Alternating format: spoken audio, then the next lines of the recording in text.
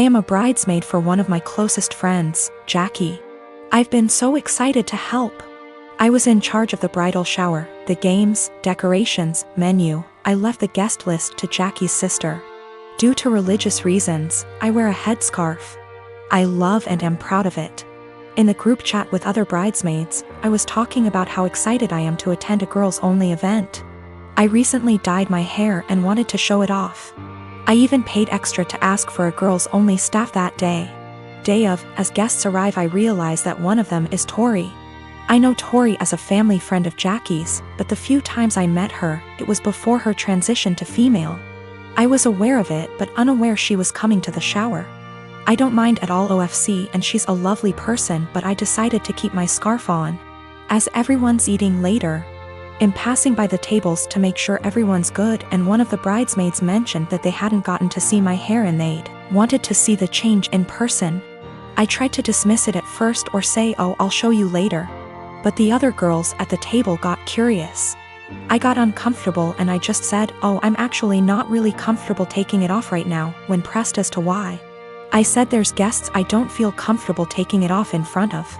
There was a collective "Oh." And I thought, cool, that's over. But one girl got aggressive and asked if I'm referring to Tori. She's loud and other tables turned to look. I don't answer. The girl asks if I wear one around men, so I say yes. She says there's no men here, so clearly you should take it off. I tell her again that I'm keeping it on. Another bridesmaid defends me and tell the girl to chill out. Tori comes over and says me not taking it off is a slap in the face to her identity. I'm just shocked and had no clue what to do. Eventually Tori and a few girls left saying they felt it was disrespectful. I feel awful that this ruined a beautiful day for my friend. It's causing more trouble with people threatening to leave the wedding over discrimination towards me or towards Tori. I don't think I was in the wrong. Just as Tori can be Tori, I can be me. I feel like it would be the equivalent of me making Tori or someone else adjust for me. I feel like we should just accept and respect each other, rather than be woke one-sided. My question is more about being honest as to why I couldn't. Jackie is on my side, but Jackie's sister is giving her hell for it, saying she purposely left out that detail in the guest list to test me. Jackie says I should have brushed it off and said I was having a bad hair day or avoided giving an answer. I didn't ever mention Tori's name in my answer, and I don't think my answer was rude. But seeing how much stress it's causing him, thinking I should have made up a lie? When I said no, Tori and a few others pushed it and Tori gave the ultimatum that I have to take it off as a sign of respect or they would leave. I said no. They ridiculed me, my faith, and even the bride and others for defending me. They were blatantly hateful towards my religion, and Jackie's sister purposely arranged for this to happen. For the religious standpoint, I am not aware of where she is in transitioning or what her sexual preferences are. I would never ask either, as that is personal. But that is information I would like before making a decision on how comfortable I feel with exposing my hair. My husband, 35 years old, does not have a car. He sold his old one to help pay for his brother's wedding. I did not agree on this, but he had this car before we got together, so it's a shared property. Besides that, I have my own car, so that did not affect me till my husband started complaining about having to commute to work and hang out places. He tried to get me to let him drive my car several times, but I stood firm and put a boundary, making him understand that my car will never be driven by him. One of the reasons why is because of how bad his driving is. His brother lives out of town. My husband asked if he could drive my car to the wedding, but I refused, but not because I'm not invited. Another story for another day, because like I said, my car is off limits. He threw a fit calling me unreasonable to let him take public transportation because he can barely stand it for 10 minutes, let alone hours. I said it wasn't my problem, which irritated him but made him stop arguing about it. The day that he was supposed to travel out of town, I woke at 10 a.m. and couldn't find my car key. I went outside and couldn't find my car either. I was beyond pissed. I called him and like I expected, he took it and was on his way to the other town. I lost it and told him I gave him no permission to take it for a whole 5 days and said that if he won't turn around with it and come home, then I'd call the cops and report it missing. His response was, "You wouldn't dare do it 'cause you know what would happen." I hung up on him, then immediately called the police and told them about my situation. I did not tell them my husband took it because they'd think it's a family dispute and decide to not get involved. I just reported it missing. 2 hours later, I got a call from my husband saying he was back in town and was being held at our local police station. I went to the station and talked to the cops. My husband made a scene there, swearing over and over that I gave him permission to take it, and said I was acting out of jealousy and spite because he was going to attend a wedding that I was not invited to. I took my car and went home, but he had to stay a little longer. He came home in the evening and went on a rage fit about how I created an awful situation and almost caused him to miss his brother's wedding. He called me vindictive, bitter, and a lunatic to call the police on him and try to accuse him of stealing my car.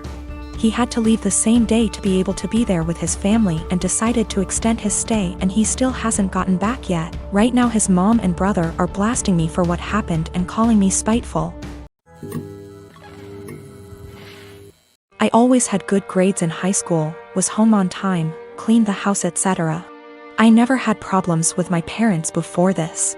I went to med school, still living with parents when I was 20. I dated someone who was 23. Dad was against this because B does not believe in dating people far older than you, so like don't date far from your own age. And says I cannot date J. Argument breaks out. Dad says it's his house, so either I agree or I move out. I say it's not fair as Jay has a job, goes to college, has future plans, etc. Dad kicks me out. Mom agrees with his decision. Little bro was only 14 at the time. I moved with Jay, his family was supportive, helped me with my college. I went to another college due to financial reasons. Finished my required years but still kept in touch with my lil bro years later, me and Jay, with the help of his parents. Got a small house. Like really small, but I'm happy with it. I ended up giving birth to a sweet baby girl. I let my lil bro know that he could come see her when he was able to. He came a few times. Today, bro came to see the baby and asked when I was going to let mom and dad see her since they wanted to reconnect. I said never and that I wasn't going to forgive them. Bro says I'm being unreasonable as they were just strict and trying to protect me. I say that's bullshit because dad shouldn't have kicked me out over age. Bro says I should at least let mom come because she didn't want to agree with it. I say mom was able to do something but didn't, but that bro's situation was different because he was only 15. Bro is upset because he says mom and dad regret their decision and just want to reconnect, and that I am dragging this entire situation. I told him that if he thinks I'm dragging it out, then he can stay out of my life too. He's angry and says that I need to move on and that I shouldn't be withholding them from seeing their grandchild. I say that they disowned me and so have no grandchild from a daughter that doesn't exist. I don't hate my bro, and I kinda get what he is saying, but I just have a resentment for my parents. It's not like I had a baby just to put it against them, but my lil bro thinks I'm going to go die on a hill with them for something done several years ago, and it's petty. I want a relationship with my bro, just not my mom and dad. Dan and I have been married for 3 years and 8 months ago welcomed our amazing son into the world. He was very planned and wanted, and motherhood had been transformative for me. I was able to take for 1/2 months maternity leave before going back to work. Without going into too many details, we both work white-collar jobs that require professional attire. A normal workday look for me is a skirt or pair of slacks, a silk blouse, pumps or boots depending on the weather. But always with a heel because I'm 5'0", maybe a blazer if I have a big meeting. Dan wears a suit almost every day. I also style my hair and do some makeup for work every day. This is what I wore before our son was born and what I continue to wear. Dan and I are pretty even in sharing parenting duties. I tend to take mornings because I'm more of a morning person than Dan. A normal morning for me starts early, short workout, shower, get baby up, get ready. Get baby ready and baby off to Dan because the daycare is on Dan's way to work. I'm normally dressed at the tail end of this process, but I keep my robe on over my clothes in case my son wants to give my outfit something to remember him by on our way out the door. For the last month or so, Dan has been more irritable than normal in the morning.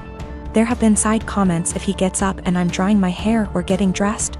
Basically, if I'm not 100% focused on my son in the AM. Our son is happy playing and supervised, so I just chalked it up to morning moodiness, but it's been getting worse. Last night, I brought it up in what I thought was a neutral, non-confrontational way. Basically, his answer was this: his mom was 100% a mom after her kids were born. She gained a fair amount of weight after she had kids and never tried to lose it. She wore sweatpants every day and works a job where she wears a uniform, so if she wasn't in her work uniform she was in sweats and a t-shirt. She never did her hair or makeup. Her entire identity was being a mom, and she shared with me how hard it was to watch her kids start their own lives. Dan thinks I don't care about our son as much as he does since I worked on losing the baby weight and still put effort into my appearance. I feel like keeping this part of my identity actually helps me be a better mother. I love my son, but I'm still me and I still have the things I like to do. Dressing well, my identity actually helps me be a better mother. I love my son, but I'm still me and I still have the things I like to do. Dressing well, blowing out my hair and doing my makeup are therapeutic to me. Now that being said, my son is my life, and if I knew that not doing those things but guarantee him a happy, healthy life, I would stop immediately. I told Dan that my son and I have our morning routine and he gets lots of time and attention before I go to the office. Dan said he wasn't looking to fight, but he just wanted me to think about my priorities and my time management.